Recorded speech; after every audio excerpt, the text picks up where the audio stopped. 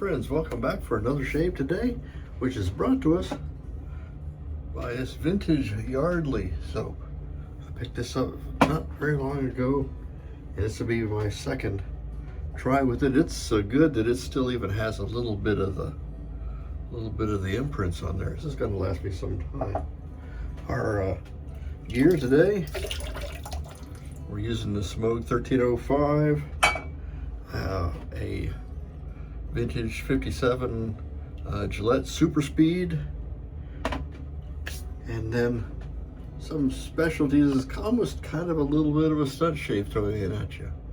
I'm going to maybe do a little bit with this Gillette Blue carbon steel blade, and I'll maybe do a little bit with that, but I'm a little afraid of it. And then I've got a Gillette Platinum here ready to put in when I get tired of being scared of this one. Why are you doing all this vintage gear, Rich? That's a good question. And here, let me fill you in. Today is the 8th of January, and there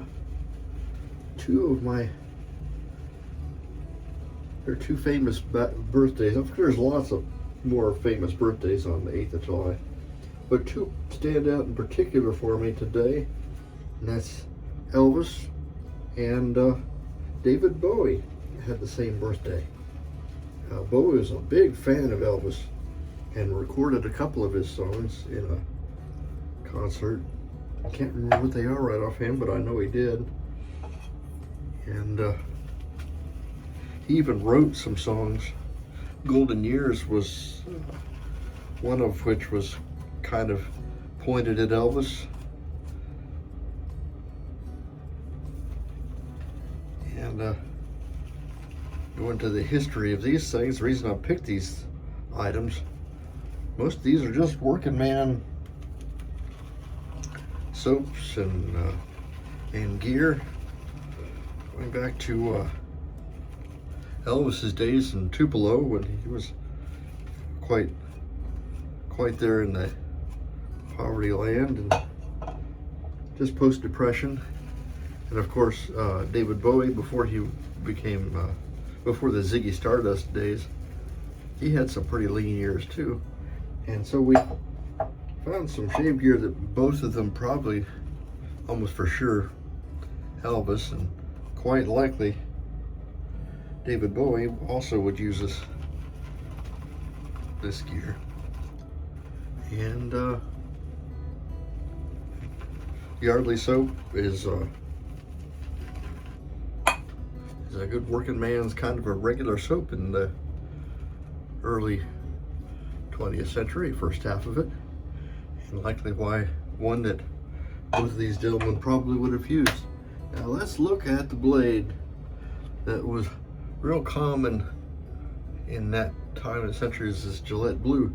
Now this thing was just in the bottom of a box of razors, and I treated it with a glass tumbler. You hold onto it like this, you put it in the glass tumbler, and you just kind of strop it inside the glass, and that cleans off all the rust and terrible. And then I treated it with another piece of gear that was given to me when I first started picking up shaving, and as a stropper. And in Elvis's youth, even to some degree,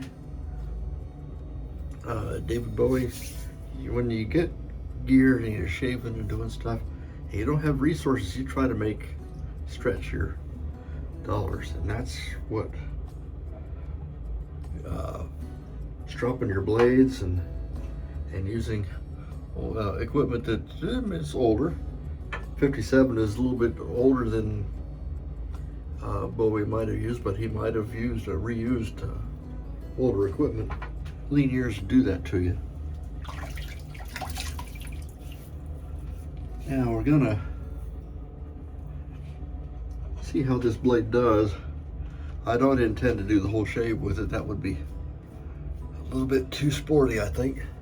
I just wanted to see if glassing and stropping foil razor. We'll bring one back from the dead, like this one. It's almost certainly a dead blade that just happened to be in the box. So this is a wet, kind of a low lather, very, what I would normally use with a straight razor, because I'm going to bank on getting all the protection I can from this, and there it is in there. At no time will my hands leave the end of my arms, and let's see how that just does.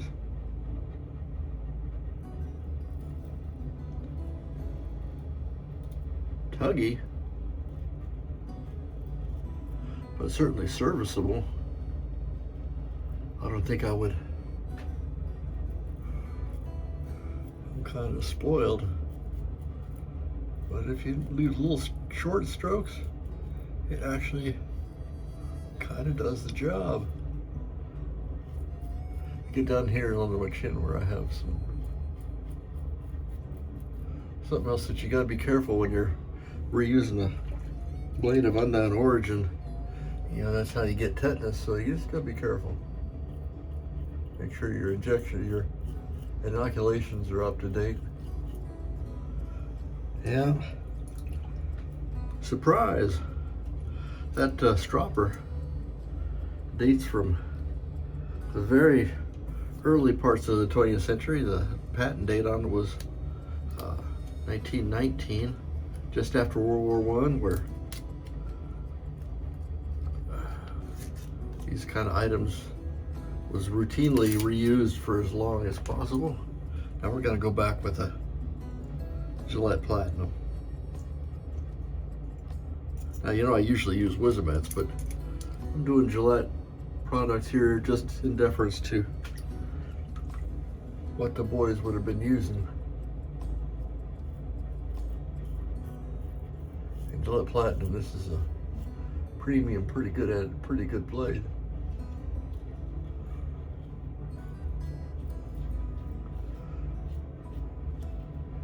And this is one that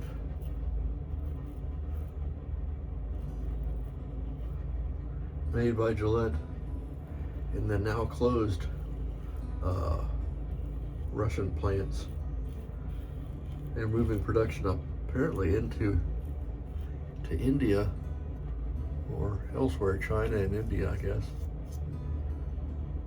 And that's too bad, because St. Petersburg, I think, is where the factory is located, or was.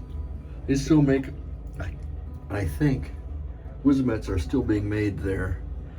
Don't hold me to that, but I think they are. I'll make sure for.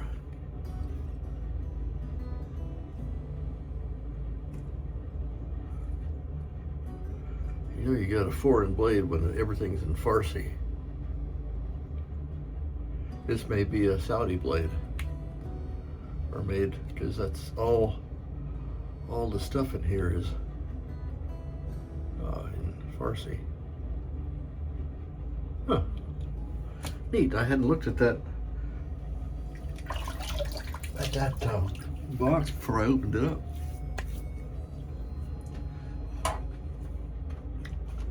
It's 2:02. Yeah. In my own experience, my father was born in 1921, and he lived through the Depression, and that does something to you.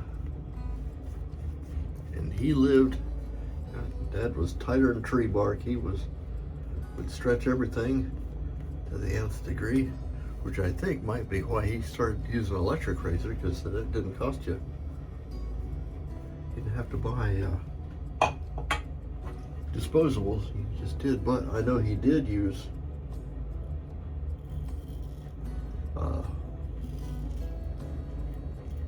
Gillette products during the war. I know, because that's how I got started using his old razors, and a straight. That might have been my grandfather's.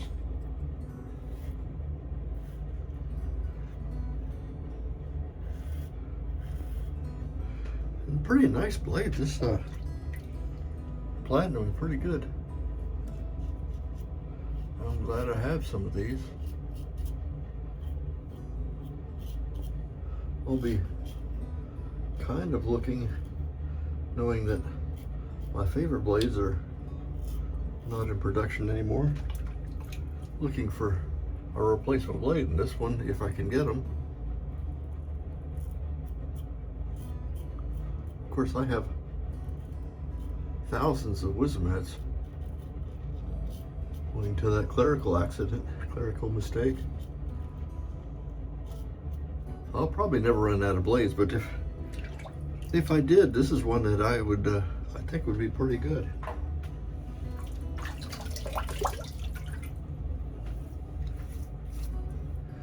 And pretty smooth.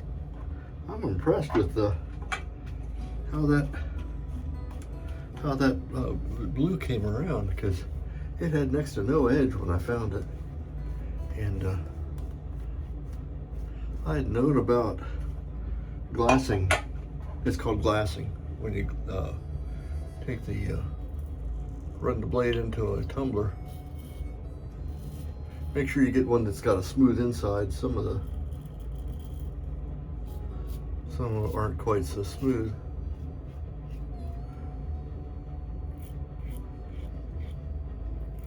And so that kind of puts the edge kind of at first back, and then you refine it using the stropper. And the stropper is kind of it's a real historical piece. I'm very proud to have it. And thank you. I don't remember who gave it to me. It was somebody from church. They found out I was interested in historical or old shaving gear. And once that word got out, razors and stuff just came pouring in from all quarters. It was wonderful. Now I'm the old guy looking for people who want to start this journey, and I enjoy getting people started in wet shaving with this vintage gear, teaching them how to do stuff.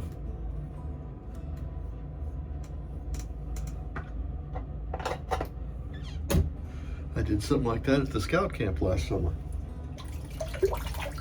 teaching kids how to shave. I thought that was pretty neat, because some folks don't have the dad around to show them. So we had some young men that, with careful, there are people watching, because you got sharp stuff and you don't want anybody to get hurt. But we had some boys learn to shave at summer camp. Thought that was pretty neat.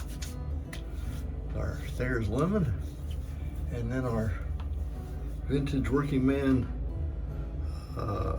aftershave will be a Lucky Tiger. This is something, almost certainly something that Elvis used.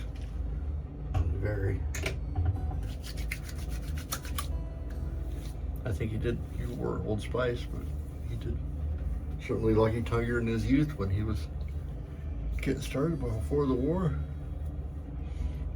And that's it for a wonderful shave. I got everything with vintage gear and vintage soaps and everything. And I'm so thankful that I have modern gear, but I can use others' old stuff, and it's very gratifying to do so. Thank you so much for watching this far. If you made it this far, thank you for watching. Please leave a like, subscribe if you're so inclined. I'm Major Rich. You find me at shavingconner.com, and you will see me next time. Bye-bye.